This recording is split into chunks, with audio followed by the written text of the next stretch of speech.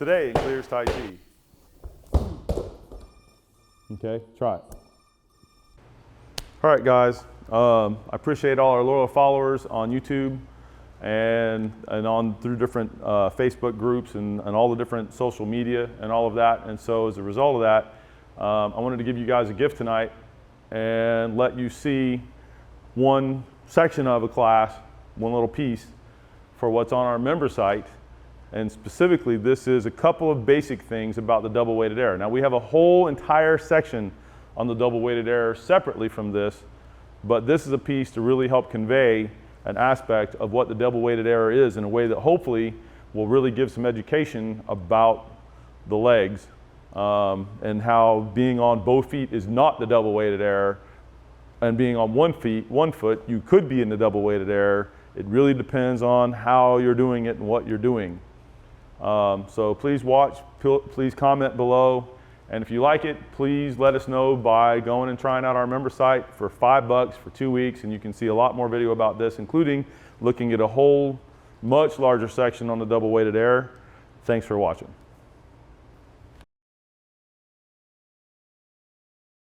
All right, for this section, I'm going to try to give you some simple, quick explanation of the double weighted error regarding opening the form and all of that. And so a lot of folks think that if your weight is on both feet, that you're making the double weighted error. The problem is almost all forms start kind of like that, even if they're doing something better like we do, or even like you'll see Chen where they kind of come around and do some stuff, and then they come here and maybe they'll do one of these and they're on both feet and some other things like that. But they're on both feet, and at the end of the form you end up on both feet in some stances like this again.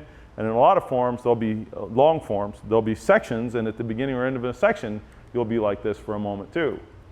And so if you were and you are on both feet, and if being on both feet is the double weighted error, and the classics are like, never make the double weighted error, those two things can't be true.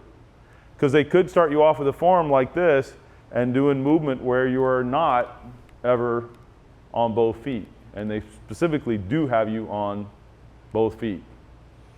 Now, it is not just the legs, by the way, that can be in double weighted error. Your arms can be in double weighted error by themselves. So could your torso, so could you be double weighted in all kinds of error all the way through. Just depends on how you're doing it and what you're doing and how you're doing it. All right, so we'll come back and start cutting into the pieces of that.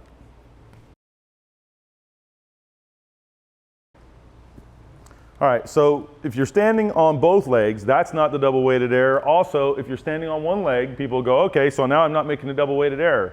And actually, really easily on one leg, yes, you're still making the double weighted error if you're not standing correctly. And so the weighting is not whether I'm on one leg or both legs. It's the way you are distributed, substantial and insubstantial, inside your body. The double weighted error refers to your internal substantial and insubstantial weighting. Anytime you pick something up and you reasonably carry it, you have to have a weighting. If you're very, very stiff the whole time, you can carry it, but it's really poor and you get tired very quickly. If you're too flaccid, which that's the double heavy error if we're talking about that. The double light would be I'm so flimsy with it that I go to pick up something that's got weight and I got nothing to lift with. I have no strength. And so it is this equal balance of loose, relaxed, and usage of power.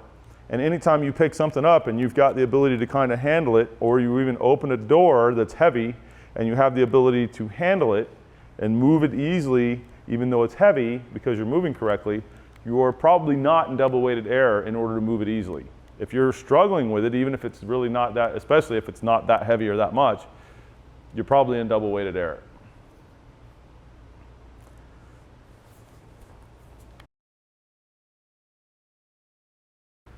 All right, so for the simple, easy way to think about double weighted error with your legs, if I'm on both feet and I want to pick up a leg, if I can just pick that leg up, so like I'm here and I can pick up either leg and I don't have to adjust to pick up that leg, I can just pick it up or pick it up, then I'm probably not making the double weighted error in the legs from like here down. If I'm here and I want to pick one up, and I can't pick that one up right now other than the way that I'm doing it, and so I shift, and now I can pick it up. The fact that I can't pick it up without changing position, that is the double weighted error. Now, when I'm saying that, the first thing that can come to mind is, wait a minute, but if I'm on this one comes up and down easily, but I can't move this one. Well, my question to you would be, can you do this? Or if you're here and you go, and I go, hey, sink down, and you went, well, I can't, and I have to adjust first, and then I can sink and rise. You were in double weighted error on the one leg, that's why you couldn't sink and rise. So if you can do this without any trouble, right, then those aren't in double weighted error. As soon as you're going, well, in order to move that one, I've got to shift over. No, you were in double weighted error. It should be that you can just drop the one and pick up the other one from where you're at. Now, when you start looking at stances like this, it does mean that if I get out wide, well, how am I doing that? Well, think about if you were going to move that leg, you'd have to shift, and then shift as little as you can to be able to pick that up and go, where do I have to shift to? And then two things happened. One is I had to bring them in a little bit closer. And the other one is, the more you sink, the slightly wider you can be and not have to shift to do it. So I'm going to let you, I've given you about 3 or 4 things to think about there. We're going to do them one at a time. So the first one is, from here, standing up, try to pick up without shifting, no movement like this, just straight up and down, pick it up. So I'm all the way standing up, and try to pick up the other one, and see if you do this and you start falling, then you really couldn't pick it up. That's double weighted. To not be double weighted, sink, bring them in a little bit. That's not double weighted. And I'm on both. Okay, try it. All right, so now what I want you to do is to take all your body weight and put it down through into one leg. So you've got one that's light, and you've got one that's really crushingly heavy. And then a lot of people think this is double weighted error, or not double weighted error, I'm sorry, that this is correct. One light, one heavy, good balance. And I would go, nope, you're double weighted on that leg. Really make sure that's heavy. And then what I want you to do is to just, without moving anywhere else, move straight up. And you'll feel the, or sink a little lower and see if you can do it. And what you'll find is, nope, I can come up and kind of shake the leg around, and then I can do what I'm doing now. Whatever you changed inside, that took you from double weighted error to not being in the double weighted error. And you'll feel that part of it's light, even though there still is a substantial and a heaviness there, so that you've got that balance. And you can do it on both sides. So here, if I'm locked all the way, I have to release first, and then I can move it. It's not like I can stay locked and do that. That's double heavy. If I go flaccid, of course, I'm going to fall to the floor. It's got to have an equal measure of both things. And so if you're so drop down, tense it, try to come up, it's really hard. Try to go down further, it doesn't want to do that. Now just relax. This is correct and not double weighted, not double light, not double heavy. Do that much. All right, so one of the ways to see this, do not do this if you have a bad back, a bad neck, bad knees, or anything like that. If you have any injuries or places that could reasonably be injured, do not do what I'm about to show you. As long as everything's healthy and well, then. All right, so come out here once.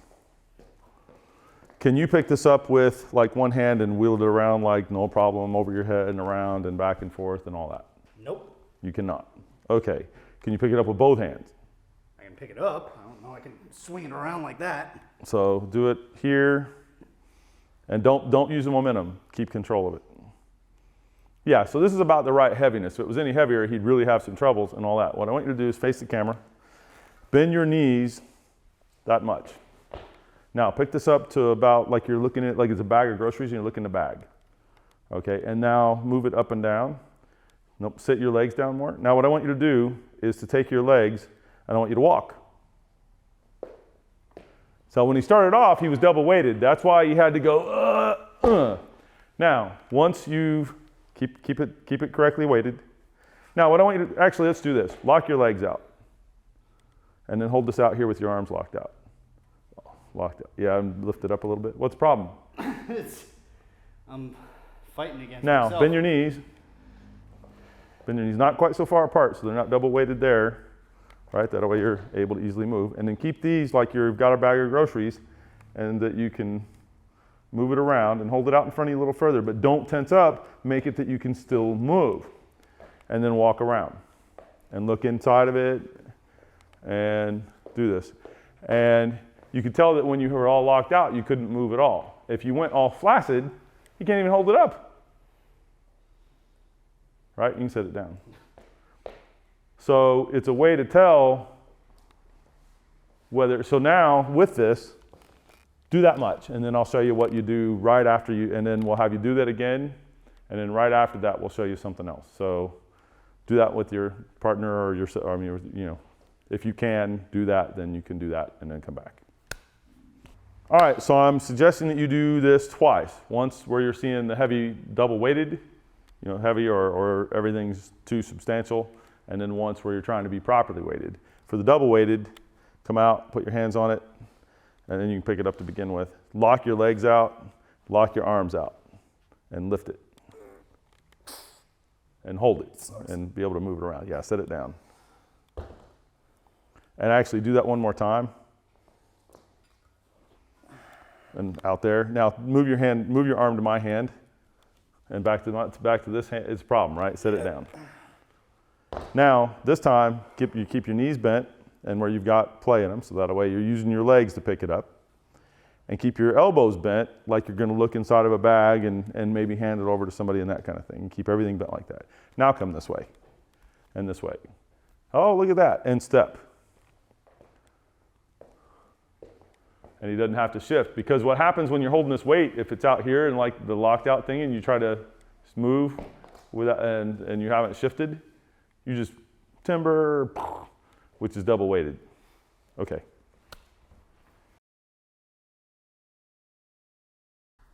All right, so if both gentlemen would come in, please. What I want you to do is to come over and pick up the block first. Actually, no, first come here. Put your hands out and push hands into a push hands position, whatever. And you're just defending, and he's just defending. You are trying to push him out. I want you to be able to feel how much he's got or doesn't have, or what you're able to do reasonably to defend against him. Okay.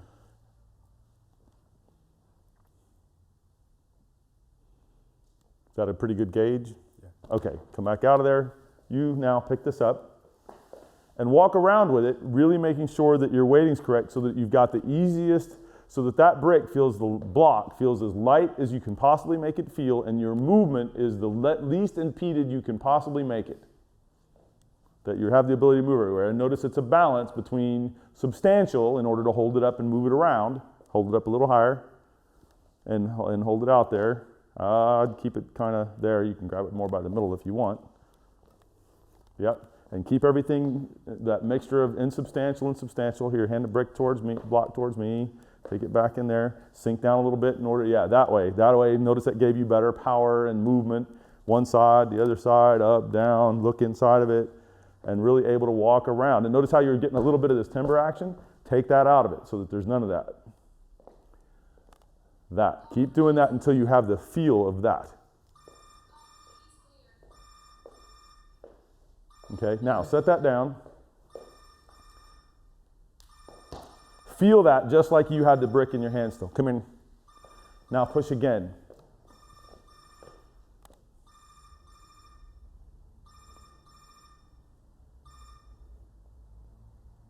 Without losing that quality.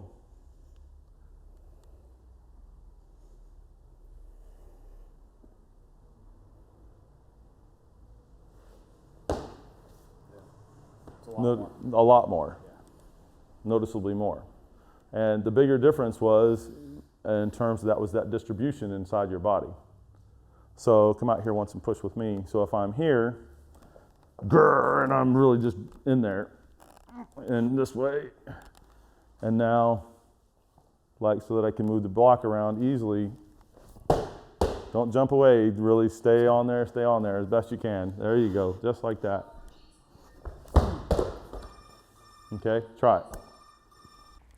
Ideally, if you can do it with an object, you want to get an object heavy enough that you almost can't move it. That if it was any heavier, it'd be I can't move with this at all. And then you're still moving with it and doing everything you can to make it so that your body orientation to it is making it as light as you can possibly and as easy to move as you can possibly make it. When you do that, to move it, you're gonna have to have that, whatever it takes that you use that's mobile, that moves around, measured with an equal amount of strength. And that's the balance, is enough strength and enough mobility. And if you have too much strength, you might be holding it, but you can't move anywhere. If you've got too much mobility, you won't be holding it, because there's no power. And so it's that equal balance of both throughout the system. So the question that came up was, so does this mean there's no tension? And ideally, Sung is relaxed and released as you can possibly get. At the same time, when you gather or utilize your muscle and your tendon, right, there is this, for lack of a better word, tension, although not inappropriate tension. But it's in balance between that and the parts that will move. And so if that tension starts becoming tension, tension, tension, tension, that's doubling up the double-weighted error. Or if it moves, but there's no power, that's doubling up the double-weighted error. All light or all heavy, and even though light and heavy really aren't what's going on, all substantial or all insubstantial, instead of an equal balance of both. Okay. All right, so one of the training methods here in the intermediate part of our program is this continuous movement once you start moving, so that a lot of times people in their form, because of the way that they learn, they start and then they stop, and then they start moving again, and then they stop, and they start moving again, and they stop, and they start moving again, and they stop. And what happens, even when people have worked out most of that, they still end up with little stops, although they're much more they're much slighter now, they're much less perceptible.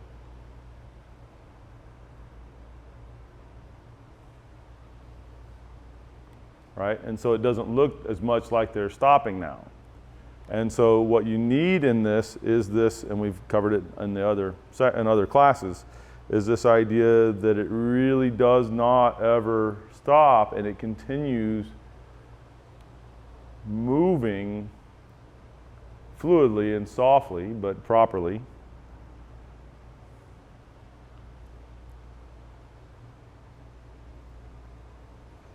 Without a break, and so you get this looping, for lack of a better word, instead of it being sharp actions, it's this looping, and it's not just your arms, ideally it's the whole thing.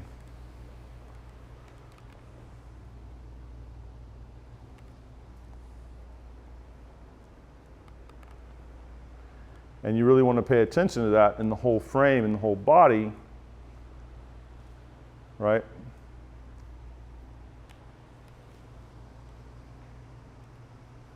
Continuous fluid movement like that makes it hard to double-weighted error. You could still do it, but you'll feel it. You'll feel the tension in there that's inappropriate, that's stopping you from moving. And so if you feel that with a person, let me have one of you, it's all good. Push me. He stopped before he tried to push me. He literally came in and, which means he's set into the double-weighted error to push me. Come again. Stand all the way up first. Start going. Did you see him set? He is shifting because he's double weighted to begin with, which is okay because you're coming in there.